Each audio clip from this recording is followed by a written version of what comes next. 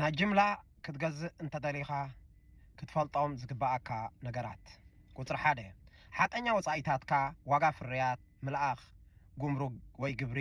መዕሸጊ ኩሉ ዚ ምፍላጥ ቁጥር 2 ዋጋ ጅምላ አንጻር ዋጋ መሸጣ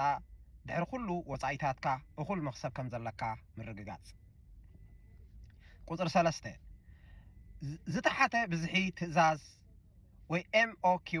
ክንደይ አሃዱታት ክትገዝእ ከም ዝደለኻ ምፍላጥ 4 ጽሬት ፍርያት ኩሉ ግዜ ቅድሚ ዓቢ ትእዛዝ ምግባርካ ሳምፕላት ወይ ከዓ ኣብነታት ምሕታት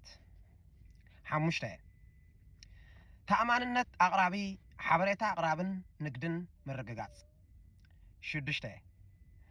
ምክልኻል ክፍሊት ውሑስ ኣገባብ ክፍሊት ምጥቃምን ናብ ዘይትፈልጦ ሕሳባት ገንዘብ ካብ ምልኣኽ ምቁጣብ 7 ናይ መልኣኽ ግዜ እቶም ፍርያት መዓስ ከምዚ መፁ ብልክዕ ምፍላጥ 8 ፖሊሲ ምምላስ ፍርያት ተበላሽዩ እንተመፅኡ ወይ ከምቲ ዝደልዮ እንተዘይ ኮይኑ እንታይ ከም ዝኸውን ምርድዳእ 9 ጠለብ ዋግኡ ርካሽ ስለ ዝኾነ ጥራይ ብብዝሒ ኣይትግዛእ ዓማዊል ብሓቂ ነቲ ፍርያት ከም ዝፈትዎ ምርግጋጽ 10